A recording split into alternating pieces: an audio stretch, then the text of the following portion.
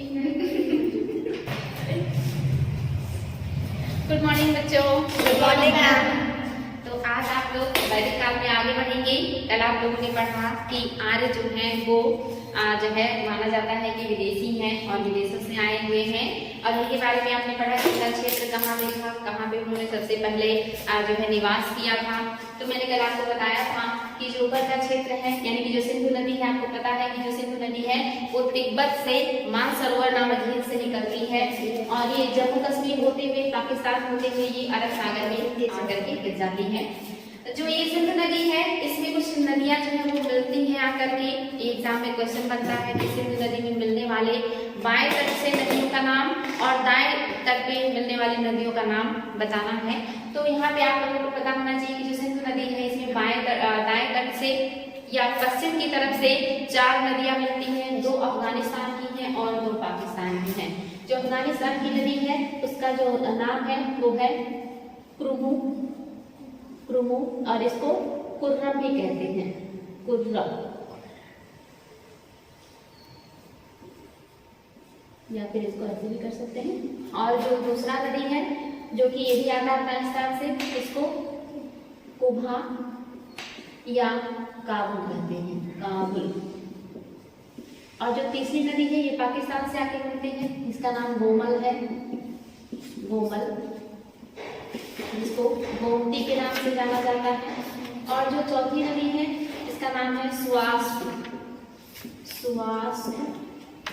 जिसको वर्तमान में स्वात नाम से जाना जाता है, स्वात घाटी इसके जो है नदी के क्षेत्र को कहते हैं। इसके अलावा ये तो होगी दाएं तट से मिलने वाली नदी। आपको पता है कि नदी का जो मुख्य साइड है यानी कि ऊपर से नदी आ रही है तो जो नदी का वो क्या होगा, वो दाहिना साइड होगा और ये जो साइड होगा ये आपका बायां साइड होगा। और बाएं साइड से सबसे ऊपर जो मिलने वाली नदी है वो कौन सी है, झेलम है। झेलम को उस समय अलग नाम से भी जानते थे, क्या नाम था, वितस्ता के नाम से जानते थे। उसके बाद चेनाब मिलती है, चेनाब को किस नाम से जानते थे बताइए, अस्किनी नाम से जानते थे उस समय। और उसके बाद जो मिलती थी वो रावी को किस नाम से जानते थे, और जो आपके इसके बाद मिलती है सतलज है, सतलज को क्या कहते हैं, और उसी में सतलज में ही आकर के कौन सी नदी मिलती है, इसको क्या कहते हैं, व्यास को विपाशा कहा जाता था, विपाशा। और जो आपका सतलज है उसको सतलज कहा जाता था।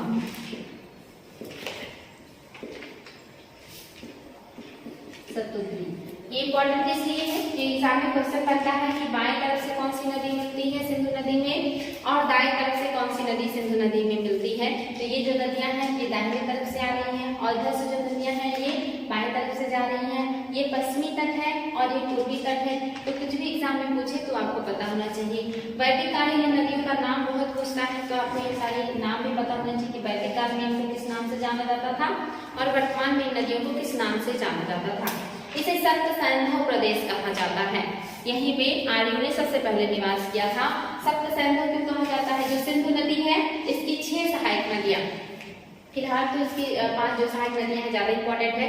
एक तो आपका झेलम हो गया, दूसरा चेनाब हो गया, तीसरा आपका रावी है, व्यास है और सतलज है, और सिंधु मिला करके आपके 6 हो गए।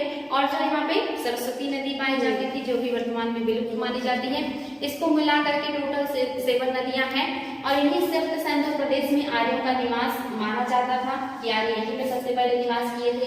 इन्हीं क्षेत्रों को विजिट करने के लिए ये आपस में युद्ध भी किया करते थे, आपस में कबीले में भी और यहाँ के स्थानीय लोगों से भी युद्ध करते थे। यहीं पे एक युद्ध हुआ था 10 राज्य युद्ध, रावी या पाविश्री नदी के किनारे। ये बहुत इंपॉर्टेंट है, इतिहास में इसे 10 राज्य युद्ध के नाम से जानते हैं, जिसमें एक तरफ भरत कबीला था, भरत कबीला, और ये सबसे शक्तिशाली कबीला था। युद्ध क्यों हुआ था, तो युद्ध इसलिए हुआ था, ये जो भरत कबीला है इसके जो शासक थे उनका नाम सुदास था, सुदास के जो पुरोहित थे वो विश्वामित्र थे। विश्वामित्र के नेतृत्व में सुदास ने इन नदियों के बहुत सारे क्षेत्रों को जीता और वहां पे अधिकार किया था। लेकिन आगे चल करके जो सुदास है वो विश्वामित्र को पुरोहित के पद से हटा करके उनकी जगह पे वशिष्ठ को अपना पुरोहित नियुक्त कर देते हैं। इस बात से विश्वामित्र को काफी जो है एक तरीके से तकलीफ होती है, या वो नाराज होते हैं, या उन्हें अपमानित फील होता है, और वो जाते हैं और 5 आर्य यानी कि 5 आर्य कबीले, जिसमें मैंने आपको बताया था कि अणु, द्रुहु, तुर्वस और बताइए बच्चों, यदु और पुल। ये आपके क्या है, ये आर्य कबीले हैं। इसके अलावा 5 अनार्य कबीले भी थे। कौन कौन से हैं? अकिन्न है, अकिन्न, भला, नस और सी और विषाणी और कौन है? अकिन्न है, भला नस है, सिवी है, विषाणी है, इसके अलावा पक्कर है, पक्ष। ये 5 अनार्य और 5 आर्य। फिर से रिपीट कर दे रहे हैं। अणु, द्रुहु, तुर्वस, यदु, पुरु 5 आर्य कबीले, अकिन्न, भलानस, सिवी, विषाणी और पक्त ये 5 अनार्य कबीले। टोटल 10 कबीले थे और इनका जो नेतृत्व है वो ऋषि विश्वामित्र कर रहे थे। और इन दोनों जो है खेमों में या गुड्डों में युद्ध होता है, जिसे दसरा के नाम से जाना जाता था। और ये हुआ था रावी नदी या पारुश्री नदी के किनारे हुआ था। और इसमें जो जीतते हैं वो सुदास या भरत कबीला जीतता है। ये सबसे शक्तिशाली कबीला के रूप में सामने आता है। ऐसा ऐतिहासिक जो है मान्यता भी है कि इसी कबीले के नाम पे हमारे देश का नाम भारत पड़ा था।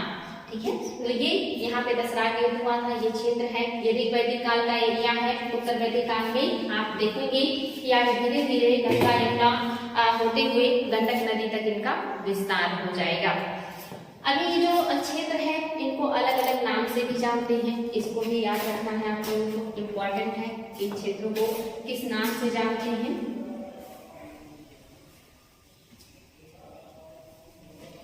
तो यहाँ पे जो पहला है ये यानी कि कुरुक्षेत्र के आसपास, कुरुक्षेत्र जो है हरियाणा में पड़ता है। यानी कि सरस्वती नदी के आसपास के एरिया को, या कुरुक्षेत्र के आसपास का जो एरिया है इसको कहा जाता था ब्रह्मावर्त के नाम से जाना जाता था। गंगा यमुना के क्षेत्र को गंगा और यमुना के क्षेत्र को ब्रह्मर्ष देश कहा जाता था। ब्रह्मर्ष देश कहा जाता था। इसके अलावा जो आपका देखेंगे हिमालय और विंध्याचल के मध्य का क्षेत्र है, हिमालय और विंध्य जो आपका मध्य प्रदेश में पहाड़ी है। हिमालय और विंध्य के क्षेत्र को मध्य देश कहा जाता था, मध्य देश। और पूरे क्षेत्र को जहां तक आर्यों का विस्तार उत्तर वैदिक काल तक हो गया था, यानी कि आर्यों का उत्तर वैदिक काल तक का विस्तार आर्यावर्त कहलाता था, आर्यावर्त कहलाता था। ये इंपॉर्टेंट है कि जो कुरुक्षेत्र के आसपास का एरिया है उसे उस समय ब्रह्मावर्त कहते थे। जो गंगा और यमुना घाट क्षेत्र का एरिया है इसे ब्रह्मर्ष देश कहते थे। और विंध्याचल पर्वत से लेकर के जो कि मध्य प्रदेश में पाया जाता है हिमालय पर्वत तक के एरिया को मध्य देश कहा जाता था।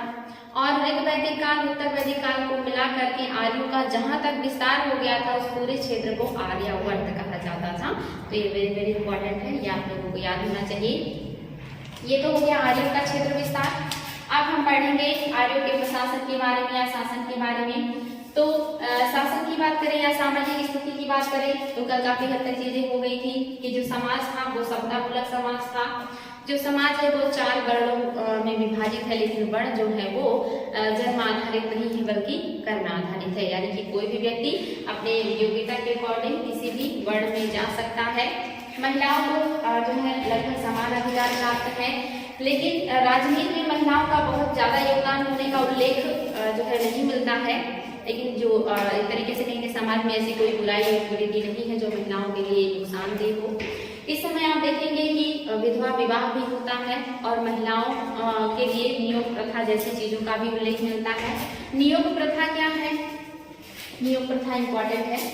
जब किसी जो है महिला का जो पति होता था उससे संतान उत्पत्ति नहीं होती थी या उसके पति का अचानक मृत्यु हो जाता था और महिला के पास कोई वंश या कहीं की कोई बच्चा या पुत्र नहीं होता था, तो ये नियोग प्रथा के तहत उसे संतान प्राप्ति का जो है दिया जाता था अनुमति। तो ये नियोग प्रथा है, नियोग प्रथा ये इम्पोर्टेंट है। इसमें क्या होता है कि अगर जो पुरुष है वो संतान उत्पत्ति करने के योग्य नहीं है, यानी कि उनसे संतान की उत्पत्ति नहीं होती है, या महिला का जो हस्बैंड है उनकी अचानक से मृत्यु हो जाती है, उनके पास कोई पुत्र नहीं है, तो ऐसे में जो महिला है उसे अनुमति दी जाती थी कि वो संतान प्राप्ति के लिए अपने देवर या अपने ही गोत्र के किसी व्यक्ति के साथ कुछ दिनों के लिए शादी कर सकती है या ऐसे संबंध बना सकती है कि उसे पुत्र की प्राप्ति हो जाए। लेकिन ये संबंध अस्थायी नहीं होता था, अस्थायी होता था। सिर्फ पुत्र प्राप्ति के लिए संबंध बनते थे, उसके बाद ये संबंध जो है वो खत्म हो जाते थे। इसी को नियोग प्रथा कहते थे। उस समय ये प्रथा भी प्रचलित थी। ठीक है, ये वेरी वेरी इंपॉर्टेंट है, पता होना चाहिए आपको। इसके अलावा जो समाज है यहाँ पे स्थानीय लोग भी हैं, यानी कि जिनको दास कहते थे आर्य, और बाकी आर्य हैं ही।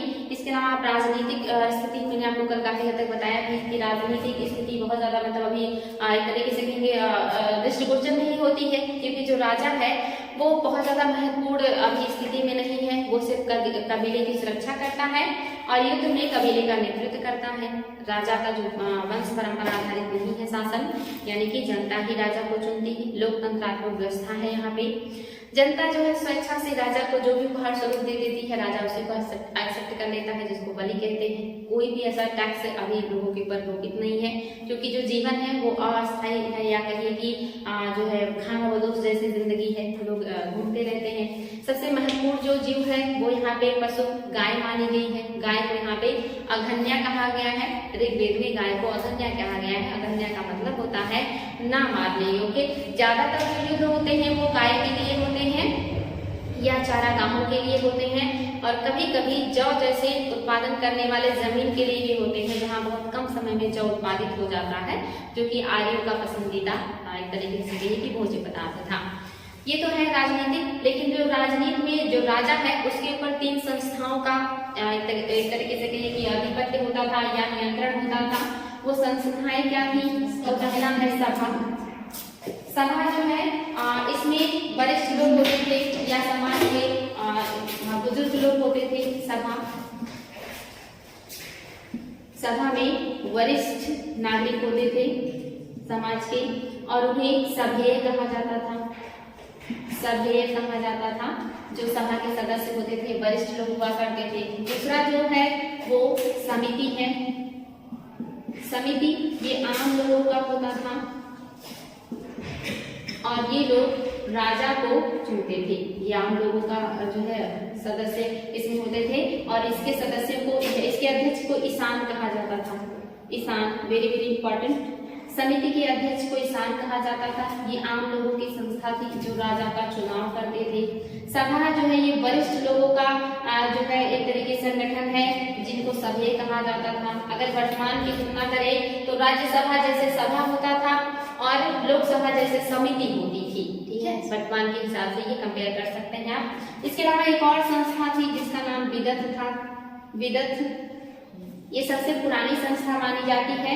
यहाँ पे भी लोग अपना जो है डिस्कशन वगैरह करते रहे होंगे। इसका बहुत ज्यादा उल्लेख नहीं मिलता कि इसमें क्या होता था, लेकिन ये 3 संस्थाएं थी, सभा, समिति और विदथ, जो राजा के ऊपर कंट्रोल करती थी, उसके कार्यों में उसकी एक तरीके से निरीक्षण करती थी, नियंत्रण करती थी। इसके अलावा कुछ और भी अधिकारी होते थे जो राजा के कार्य में उसकी मदद करते थे। आप देखेंगे ये अधिकारी है, जिसमें सबसे ऊपर जो स्थान है वो पुरोहित का है। जो पुरोहित होते थे ये राजा का महत्वपूर्ण कार्य में मदद करते थे, उनको सलाह देते थे। सेनानी जो है ये राजा का युद्ध मतलब जो युद्ध क्षेत्र में राजा की मदद करता था या सेना का नेतृत्व करता था। कुलपति है यानी कि परिवार जो होता है उसका जो मुखिया होता है वो कुलपति होता है, ये सबसे छोटी इकाई है। विस्पति जो बहुत सारे ग्रामीण गांव को मिलाकर के एक संस्था बनती थी जिसको विस कहा जाता था, उसका प्रधान विस्पति होता था, वहां का प्रशासन विस्पति देखता था। ब्राजपति है यानी कि ये जो है चारागाहों और जंगलों का देखभाल करता था, ये ब्राजपति अधिकारी है।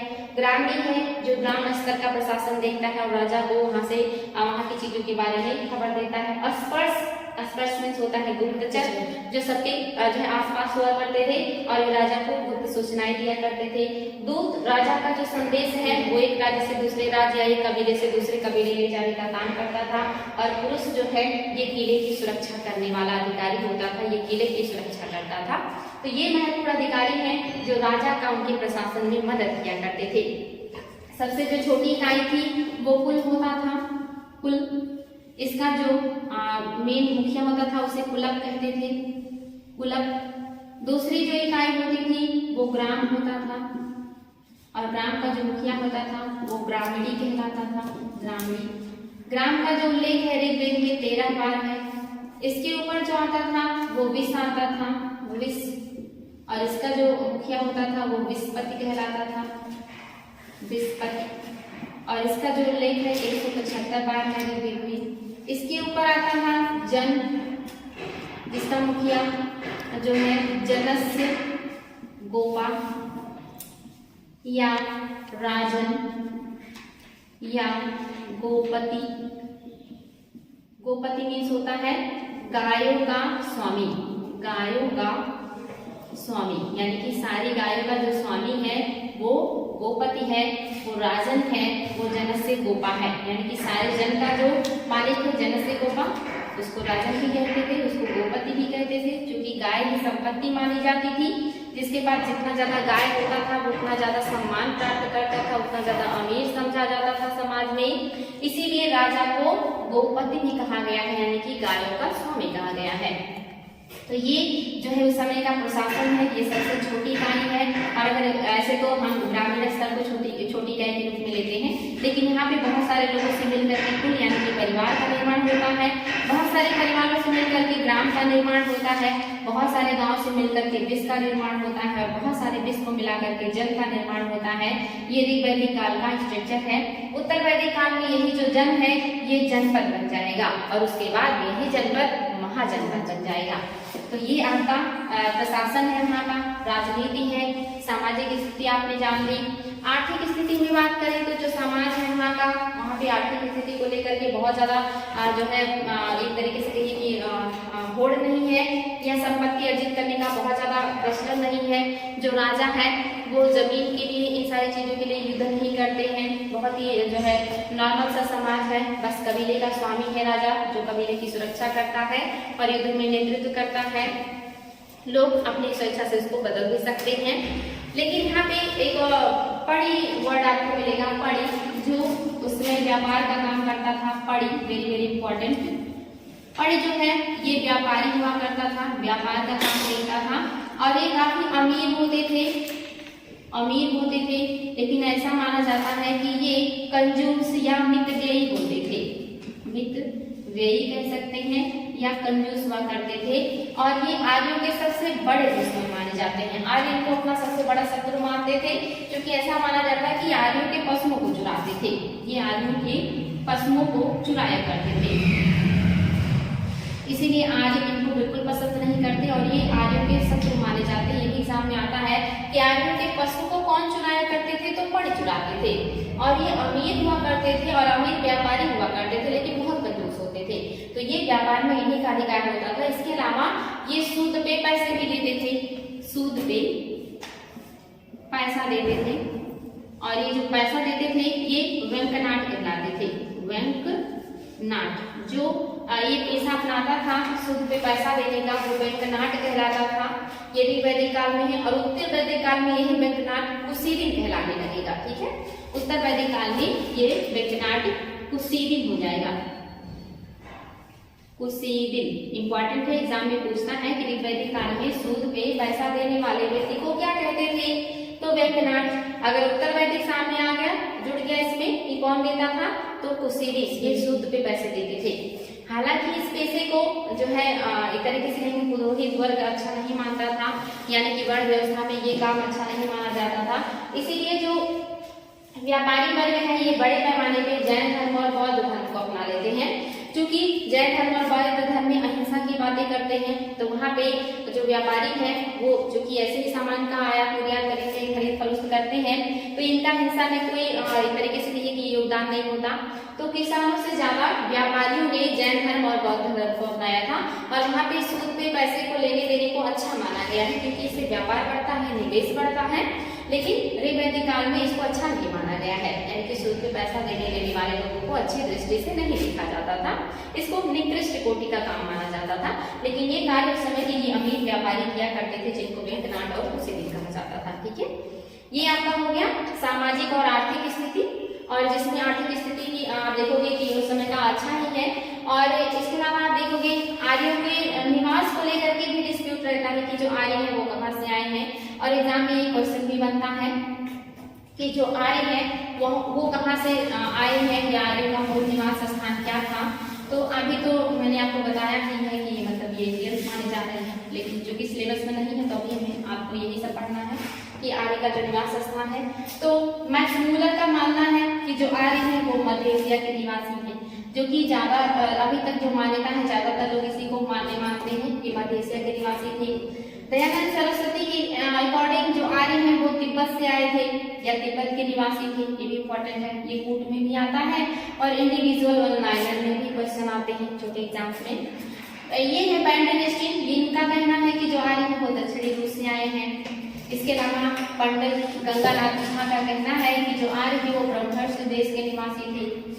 और इसके अलावा पी गायस है जो कहते हैं कि जो आर्य है वो हंगरी यानी कि यूरोप के निवासी हैं। और जो मेयर्स ओल्डर्न है ये कहते हैं कि जो आर्य है वो पामीर पठार से आए हुए थे, या उनका जो निवास था वो पामीर पठार में था। डी.एस. त्रिवेदी का कहना है कि वो देविका क्षेत्र, देविका मीन्स मुल्तान क्षेत्र के निवासी थे। और एल.डी. कल का मत है कि जो आर्य है वो कश्मीर के या हिमालय के निवासी हैं। तो ये क्वेश्चन बनता है कोर्ट में भी और इंडिविजुअल में, इसलिए इम्पोर्टेंट है। खास करके यहाँ पे आप देखेंगे तिलक को पूछता है, तिलक जो उत्तरी ध्रुव के मानते हैं, जो तिलक है, तिलक वेरी वेरी इंपॉर्टेंट, तिलक को पूछता है। इनका मानना था कि जो आर्य थे उत्तरी ध्रुव के निवासी थे, उत्तरी ध्रुव से आए थे, वेरी वेरी इंपॉर्टेंट। ये मैक्स मूलर को भी पूछता है, दयानंद सरस्वती और ये तिब्बत जो उत्तरी ध्रुव मानते हैं तिलक, इनको इंडिविजुअल भी बहुत ज्यादा पूछता है और बाकी ग्रुप में पूछता है, जिसमें से कुछ भी ले सकता है, बहुत सारे ऑप्शंस हैं, वेरी वेरी इंपॉर्टेंट। इसके अलावा ये कुछ वर्ड्स आप देख रहे हैं जिसमें दिया हुआ है कि किन वर्डों का उल्लेख ऋग्वेद में कितनी बार है, ये बहुत ही इंपॉर्टेंट है, ये भी बार बार क्वेश्चन आता है कि कितना कौन से वर्ड का उल्लेख ऋग्वेद में कितनी बार किया गया है। तो आप इसमें देख रहे हैं कि जो सबसे ज्यादा शब्द का उल्लेख है वो पिता है, पिता का उल्लेख 335 बार किया गया है। जन का उल्लेख 275 बार है, ये भी एग्जाम में आया है क्वेश्चन। इंद्र का वेरी वेरी इंपॉर्टेंट, बार बार क्वेश्चन आता है, 250 बार इसका उल्लेख है। और माता का जो उल्लेख है वो 234 बार है। अक्ष का उल्लेख 215 बार है। अग्नि का वेरी वेरी इंपॉर्टेंट, ये 200 बार इनका उल्लेख है। और जो गौ है इसका 176 बार है। विष का उल्लेख ये भी बहुत इंपॉर्टेंट है, 170 बार है। सोम देवता इंपॉर्टेंट है, 144 बार है। और वेरी वेरी इंपॉर्टेंट विदत ऋग्वेद में 122 बार है। लेकिन अथर्ववेद में आप देखेंगे तो विदत का उल्लेख 22 बार है। अथर्ववेद में विदत का उल्लेख 22 बार है, वेरी वेरी इंपॉर्टेंट। लेकिन ऋग्वेद में 122 बार है। गंगा का उल्लेख 1 बार है, बहुत सारे एग्जाम में क्वेश्चन आया है। जो नदी आज हमारे लिए सबसे महत्वपूर्ण है, जिसको हम सबसे ज्यादा तवज्जो देते हैं, आप पवित्र मानते हैं, अगर आपको नहीं पता होगा तो आप मिस्टेक कर देंगे। गंगा का उल्लेख सिर्फ 1 बार आया है और मैंने आपको बताया भी है कि जो आर्य हैं वो गंगा से बहुत बाद में परिचित होते हैं, बहुत बाद में उससे जानते हैं कि हाँ ये भी कोई नदी है, इसलिए उसका उल्लेख बहुत कम है। एक बार है सिंधु नदी से पहले परिचित होते हैं, इसलिए सबसे ज्यादा उल्लेख उसका है। जो यमुना है जो उसका उल्लेख 3 बार किया है, क्योंकि वो गंगा से पहले पड़ती है। और सरस्वती के उन्होंने पवित्र माना है, उसको माता का दर्जा दिया है, उसको मतलब नदियों में सबसे श्रेष्ठ माना है, इसलिए उसको मातेत्मा और देवेत्मा कहा गया है। इसके बाद जो आता है विष्णु, ये देवता भी देखिए ऋग्वैदिक काल में इनका भी उल्लेख मिलता है। अगर कभी एग्जाम में क्वेश्चन आया है कि क्या विष्णु जो है वो ऋग्वैदिक काल के देवता हैं, तो हाँ बिल्कुल है। विष्णु का उल्लेख 100 बार यानी कि 100 बार आया हुआ है, ये भी इम्पोर्टेंट है। गढ़ का 46 बार उल्लेख है। और जो ब्रज यानी कि गौशाला है इसका 45 बार उल्लेख है। कृषि का उल्लेख 35 बार है। वेरी वेरी इंपॉर्टेंट एग्जाम में क्वेश्चन आया है कि कृषि का उल्लेख ऋग्वेद में कितनी बार है, तो 33 बार है। लेकिन ऋग्वेद के कितने श्लोकों में इसका वर्णन है, तो 24 श्लोक। बहुत ही इंपॉर्टेंट है बच्चों, इसको हाईलाइट कीजिएगा। श्लोक यानी कि कितने श्लोक में कृषि का उल्लेख है, तो 24 श्लोक में है। लेकिन उल्लेख कितनी बार इस वर्ड का हुआ है, तो इस शब्द का 33 बार उल्लेख किया गया है, लेकिन श्लोक 24 है। ठीक है, ये बहुत थोड़ा सा माइनस अंतर है, बहुत इंपॉर्टेंट है, इसको हाईलाइट कीजिएगा। वरुण का जो उल्लेख है वो 30 बार है। समिति वेरी वेरी इंपॉर्टेंट, इसका 9 बार उल्लेख है। सभा का जो उल्लेख है वो 8 बार है। और जो यमुना का उल्लेख है वो 3 यानी कि 3 बार है। तो यमुना, सभा, समिति और कृषि ये सारे बहुत ही इंपॉर्टेंट है। विदर्भ, गंगा, सोमदेवता, अग्नि और इंद्र, इन सारे वर्ड्स को आप लोग बार बार रिवाइज कर लीजिएगा, क्योंकि ये बहुत ज्यादा इंपॉर्टेंट है। ये कूट में भी आता है और इंडिविजुअल भी आता है। ठीक है, यहाँ तक क्लियर है बच्चों? यस यहाँ कोई कंफ्यूजन? कल बेटे आपने पूछा था कि मैम 10वें मंडल के रचयिता कौन है, उनके बारे में कोई बहुत ज्यादा उल्लेख हमें नहीं मिला और उसको बहुत ज्यादा इंपॉर्टेंस भी नहीं है, क्योंकि आयोग में वहां से अभी तक कोई क्वेश्चन भी नहीं बना है और उसके बारे में मुझे कोई मतलब ऑथेंटिक चीज मिला भी नहीं, और इसलिए उसको आप लोगों को ध्यान नहीं देना है। आपको 2 से लेकर के 7 यानी कि जो आपका मंडल है वो आपके लिए सबसे ज्यादा इंपॉर्टेंट है। उसके जो ऋषि हैं वो बहुत इंपॉर्टेंट है। उसके कुछ मंडल ज्यादा इंपॉर्टेंट है, जैसे आपने देखा होगा कि 3रा मंडल, 4था मंडल, 9वां मंडल। 9वां मंडल जो है वो सोम देवता को समर्पित है। मैंने कल ये बताया भी था।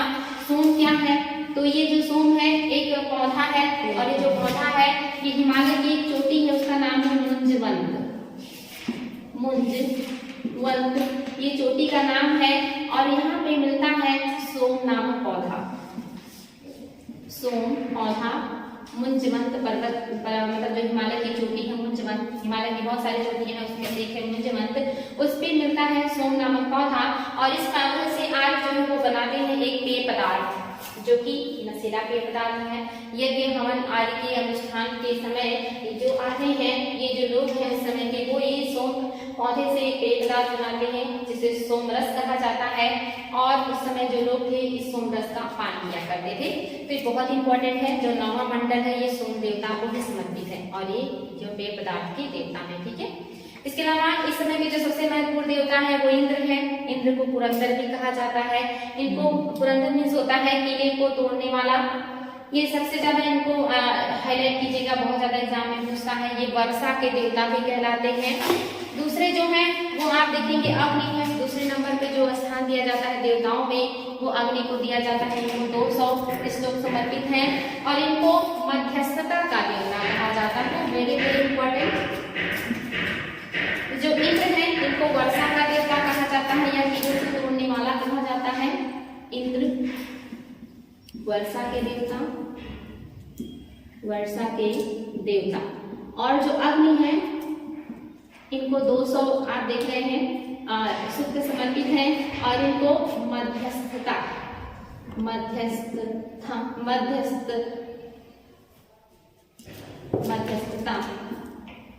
का देवता कहा जाता है। यानी कि जो अग्नि है, आपको पता है कि आज की परंपरा है, जब भी कोई पूजा पाठ होता है तो लोग हवन यज्ञ करते हैं, और उस हवन यज्ञ में बहुत सारी चीजों की आहुति देते हैं। उसमें अनाज भी होते हैं, उसमें बगियान जो भी चीजें रहती हैं उसका उसमें आहुति दिया जाता है। तो उस समय में जो है इस तरह की जो कर्मकांड या अनुष्ठान हुआ करते थे। जिसमें बहुत सारे चीजों को यज्ञ में डाला जाता था और ऐसा माना जाता था कि जो हमारे देवता हैं वो आकाश में भी हैं और वो जो है मतलब अंतरिक्ष में भी है, तो उन तक हमारी बातें कैसे पहुंचेंगी?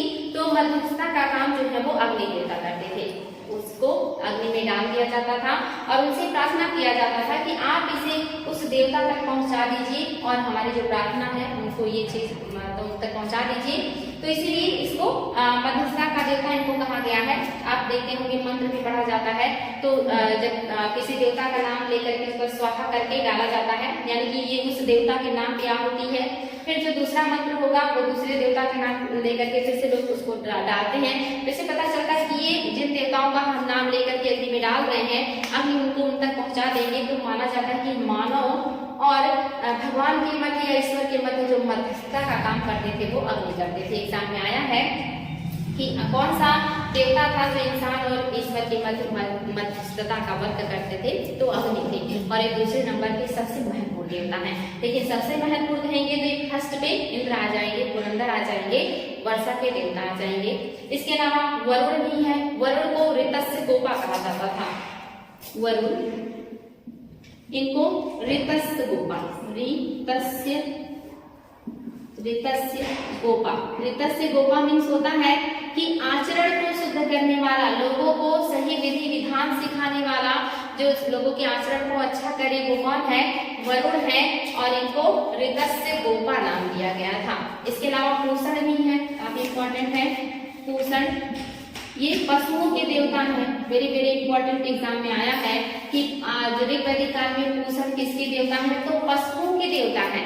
लेकिन उत्तर वैदिक काल में यही जो पूषण है ये शूद्रों के देवता हो जाएंगे। इसलिए और भी इंपॉर्टेंट है कि इनका पोजीशन बदल जाएगा। ऋग्वैदिक काल में ये पशुओं के देवता हैं और उत्तर वैदिक काल में ये शूद्रों के देवता हो जाएंगे। और उत्तर वैदिक काल में पशुओं के देवता रुद्र हो जाएंगे। ठीक है, उत्तर वैदिक काल में आप देखेंगे जो रुद्र है वो पशुओं के देवता हो जाएंगे और पूषण शूद्रों के देवता हो जाएंगे।